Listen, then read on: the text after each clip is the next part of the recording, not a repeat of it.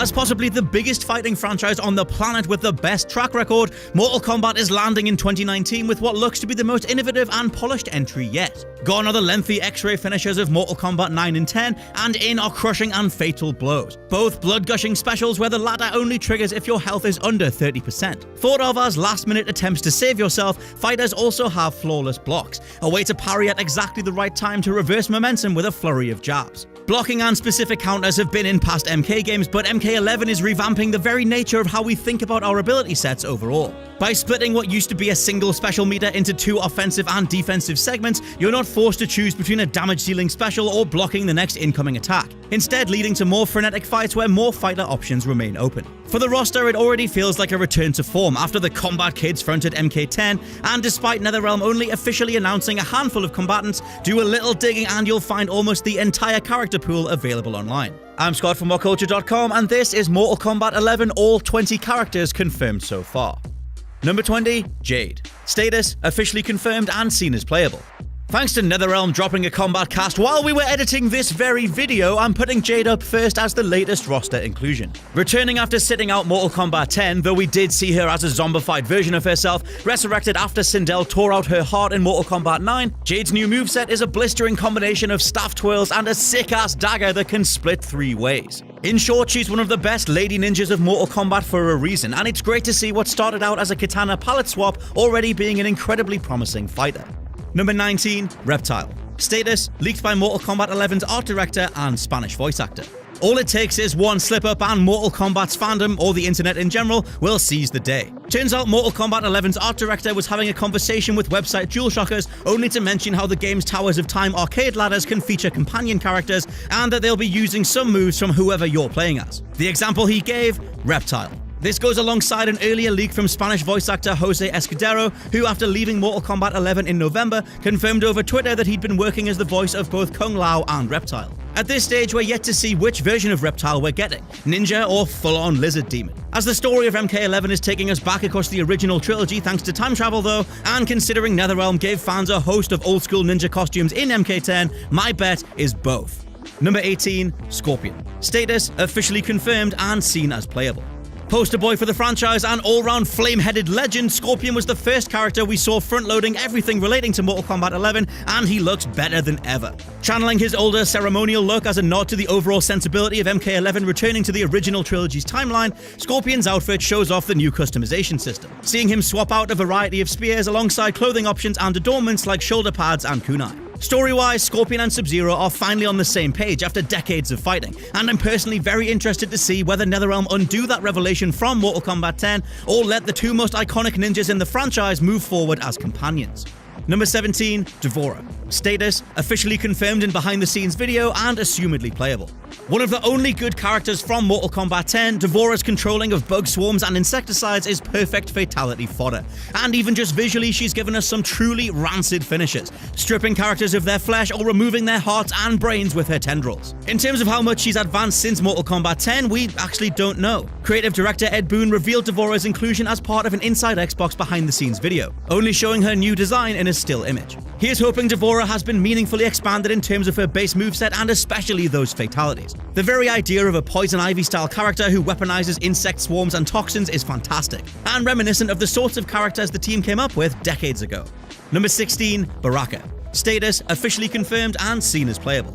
An annoying omission from Mortal Kombat 10's playable roster, something made all the more ridiculous by having Baraka be in the game with a moveset, yet he was resigned to one of Shinnok's mind-controlled drones for the entire campaign. The vicious Tarkatan himself is back and more brutal than ever. Almost like a wrestler returning by cleaning house at a pay-per-view, we first saw a number of Baraka's crushing blows burrowing his blades into chests and heads, only for a fatality where he rips a person's face off, discards it, and then eats their brain on a stick.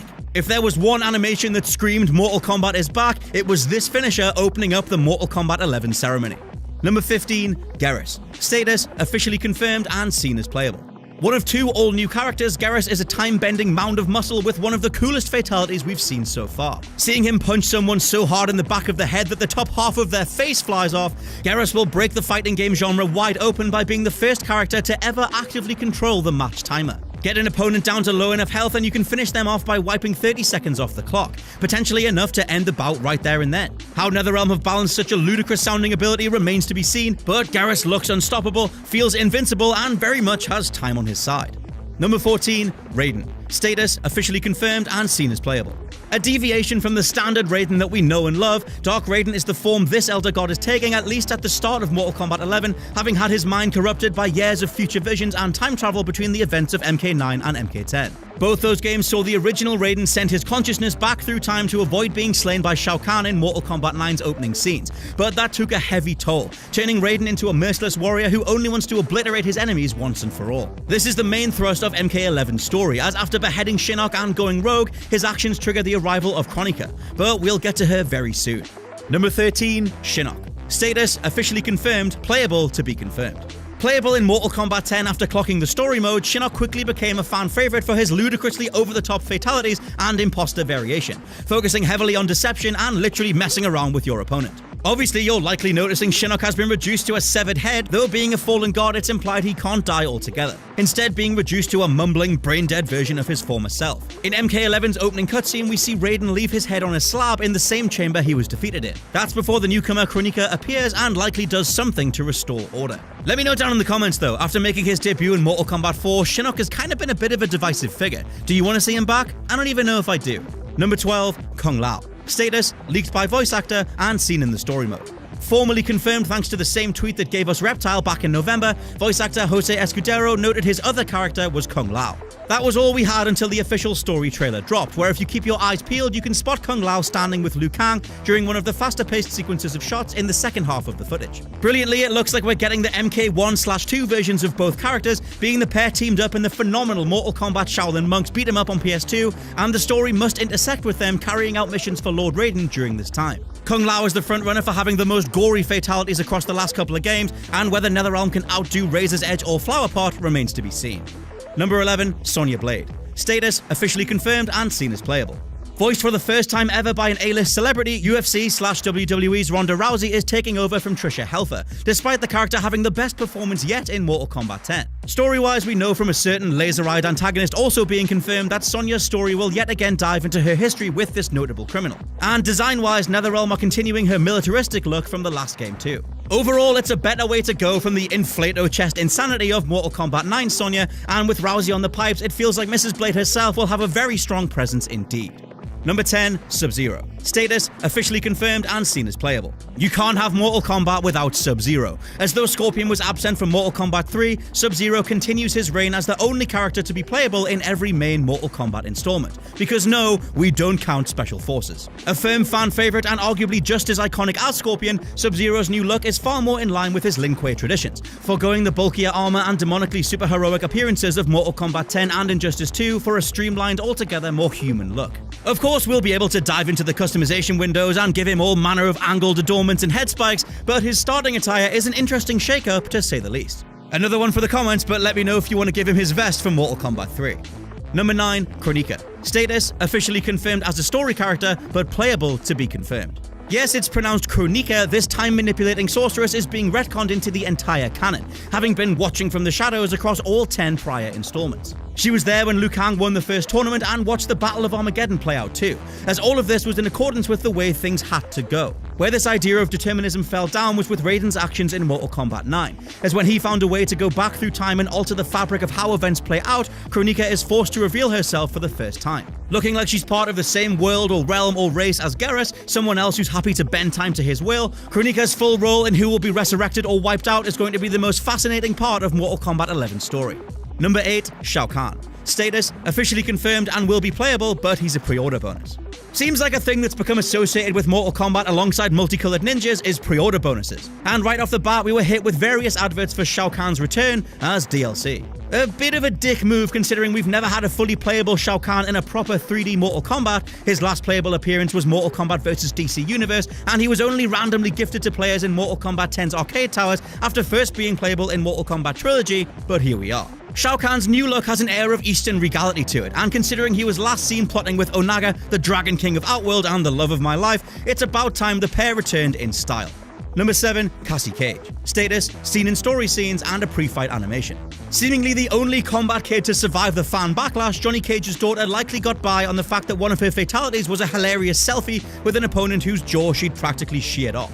Seen only in Mortal Kombat 11's story scenes so far, Cassie ended Mortal Kombat 10's campaign by learning to unlock whatever latent energy lies inside the Cage bloodline. It's the same force Johnny used to defeat Shinnok earlier on and makes Cassie a far more formidable opponent than just another melee brawler with firearms like her mother.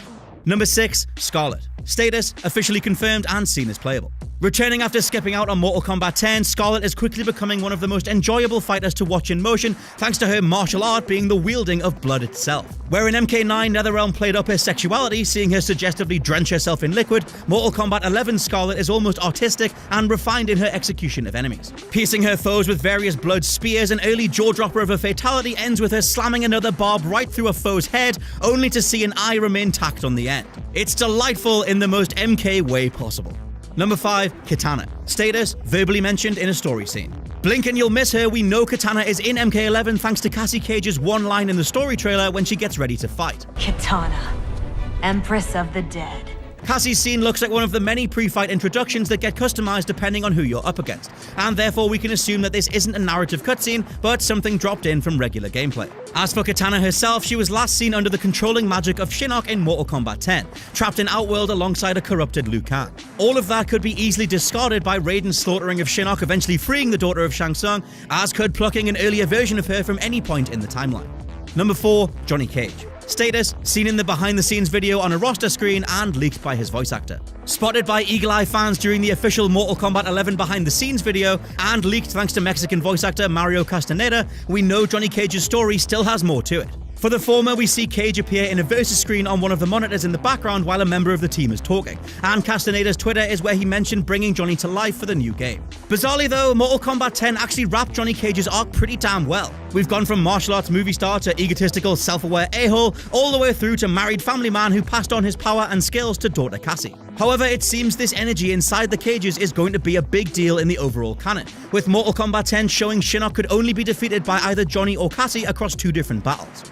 Number 3. Liu Kang. Status, seen in the roster menu during available gameplay and in story scenes. The other half of the Shaolin Monks power team with Kung Lao, Liu Kang is seen during Mortal Kombat 11 story footage as his far younger self. Fans will remember NetherRealm killing off Liu Kang after Shang Tsung and Quan Chi teamed up in Mortal Kombat Deadly Alliance, only to bring him back as a zombie across various Mortal Kombat installments of the 2000s, but following 2011's timeline reset in MK9, we have an older Liu back, fighting fit once again. It's assumed that these legendary original heroes will meet their younger selves across the story, and as a Liu Kang main, I can't wait to see what they do with his moveset and overall abilities. Please, NetherRealm, just give me more dragon fatalities.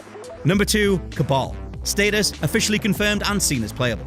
The latest addition to the roster after a detailed Kombat Cast livestream, Kabal has come pretty damn far as one of the game's fastest fighters. Many will be annoyed that his spammable stun-lock tornado spin hasn't gone anywhere, but Kabal's moveset favors scores of lighter jabs and the flash-like flurries overall, only for his fatalities to be absolute showstoppers. The one we saw during the cast had Kabal sprint across the ground, holding his enemy's face to the floor, only to fling them into the air and use his super speed to get back around in front, then sever them from head to toe as their body passes through his blade. An early contender for the most gruesome yet crowd-pleasing of the bunch, it seems missing out on Mortal Kombat 10 has let NetherRealm put a ton of stock back into Kabal.